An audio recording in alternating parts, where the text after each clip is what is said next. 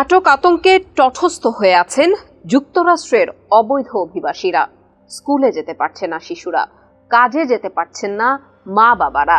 President Donald ট্রাম্পের নতুন প্রশাসনের নির্দেশে যুক্তরাষ্ট্র থেকে অবৈধ অভিবাসীদের তাড়াতে ঝটিকা অভিযান শুরু করেছে নিরাপত্তা বাহিনী।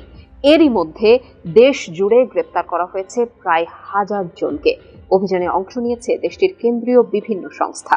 এই অভিযান 1 সপ্তাহ ধরে চলবে বলে ধারণা করা হচ্ছে।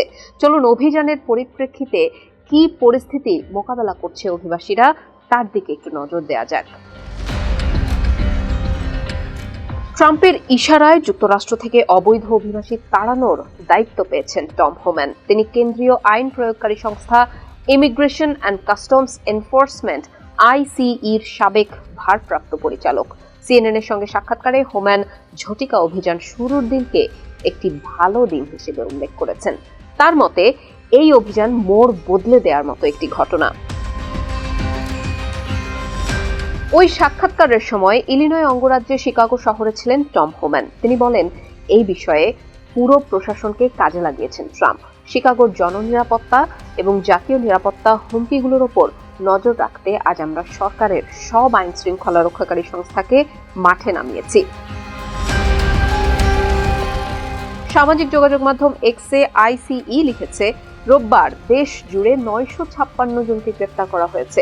অবৈধ অভিবাসী ধরতে শিকাগোয় এই বাড়তি অভিযান ছাড়াও Atlanta, Puerto Rico, Colorado, Los Angeles, Austin এবং টেক্সাস শহরের অভিবাসন সংক্রান্ত কর্মকর্তাদের তৎপরতা লক্ষ্য করা গেছে। ICEর মাঠ পর্যায়ের কর্মকর্তাদের প্রতিদিন 75 জনকে গ্রেপ্তারের নির্দেশ দেওয়া হয়েছে। এর ফলে গত বছরের তুলনায় চলতি বছর প্রতিদিন গড় গ্রেপ্তারের সংখ্যা বাড়তেই থাকবে। গত অর্থ বছরে ICEর অভিযানে 1,13,431 জনকে গ্রেপ্তার করা হয়েছিল। তবে প্রতিদিন গ্রেপ্তারের সংখ্যা নির্ধারণ করে দেওয়ার তথ্য অস্বীকার করেছেন Tom Homan. President Joe Biden ক্ষমতায় থাকাকালে যুক্তরাষ্ট্রের দক্ষিণ সীমান্ত দিয়ে বহু অভিবাসী প্রবেশ করেছিলেন। তাদের বড় অংশের ঠিকানা হয়েছিল টেক্সাস। তখন টেক্সাসের গভর্নর গ্রেগ অ্যাবট এই অভিবাসীদের বাইডেনের দল ডেমোক্রেটিক পার্টি শাসিত শহরগুলোয় পাঠিয়ে দেওয়ার সিদ্ধান্ত নিয়েছিলেন। পরিচয় প্রকাশ না করার শর্তে শিকাগোর স্থানীয় একটি অলাভজনক প্রতিষ্ঠানের দেওয়া তথ্য অনুযায়ী ট্রাম্প প্রশাসনের নানা তৎপরতার মুখে আতঙ্কে রয়েছেন শহরটির অনেক অধিবাসী।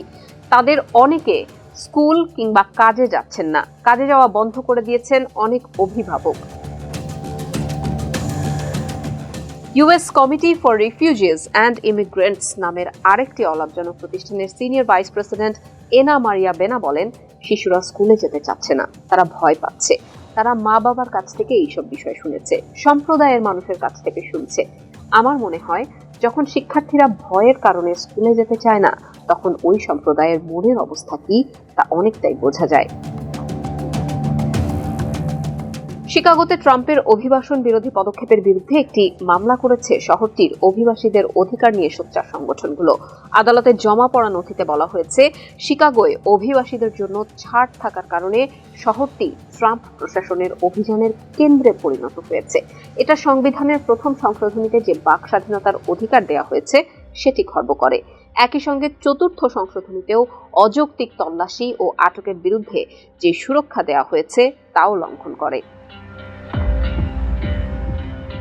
জর্জিয়া অঙ্গরাজ্যের আটলান্টা শহরের উপকণ্ঠ থেকে ওয়াল্টার ভালদারেস নামের 53 বছর বয়সী এক ব্যক্তিকে গ্রেফতার করেছেন ICEর সদস্যরা। তিনি হন্ডুরাস থেকে যুক্তরাষ্ট্রে এসেছিলেন, তবে তার বৈধ কোনো নথিপত্র নেই। CNN-কে ওয়াল্টারের পরিবারের সদস্যরা এই সব তথ্য জানিয়েছেন। ওয়াল্টারের ভাই এডউইন ভালদারেস বলেন যে ওয়াল্টার একজন নির্মাণ শ্রমিক হিসেবে কাজ করতেন। আটলান্টার উপকণ্ঠে লিলবার্ন এলাকায় 4 সন্তান এবং স্ত্রীকে নিয়ে থাকতেন। ওয়াল্টারের বিরুদ্ধে কোনো ফৌজদারি অপরাধের অভিযোগও নেই। একবার শুধু লাইসেন্স ছাড়া গাড়ি চালানোর জন্য তার বিরুদ্ধে মামলা হয়েছিল। সেই ঘটনায় জরিমানাও পরিশোধ করেছিলেন তিনি। আটলান্টার উপকণ্ঠে টাকার এলাকা থেকে নথিপত্রবিহীন আরেক অভিবাসীকেও গ্রেফতার করা হয়েছে। গ্রেফতারের সময় তিনি একটি গির্জায় ছিলেন। ওই গির্জায় যাজক লুইস ওর্টিজ CNN-কে বলেন, ধর্মীয় আনুষ্ঠানিকতা চলাকালে তিনি দেখতে পান গির্জার কয়েকজন সদস্য ওই ব্যক্তিকে বাইরে বের করে নিয়ে যাচ্ছেন। বাইরে যাওয়ার পরই তাকে গ্রেফতার করেন ICE সদস্যরা।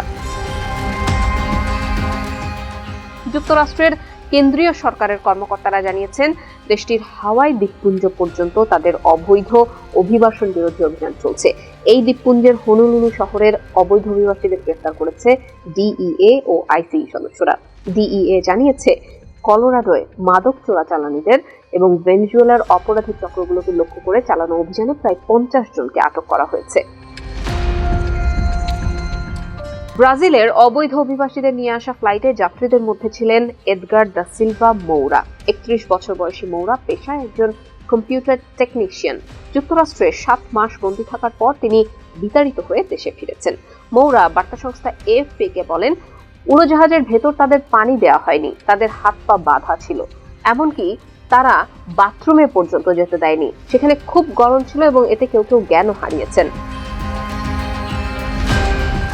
যাদের হৃদরোগের সমস্যা আছে তাদের জন্য এই যাত্রা দুঃস্বপ্নের মতো ছিল বলে বলেছেন 21 বছর বয়সী freelancer Luis Antonio Rodriguez Santos. এই তরুণও ওই ফ্লাইটেই ছিলেন। তিনি বলেন, উড়োজাহাজে কারিগরি সমস্যার কথা বলে 4 ঘন্টা তাদের শীতাতপ নিয়ন্ত্রণ ছাড়া রাখা হয়। পরিস্থিতি এরই মধ্যে পাল্টে যেতে শুরু করেছে। অভিবাসীদের সঙ্গে অপরাধীদের মতো আচরণ শুরু করা হচ্ছে।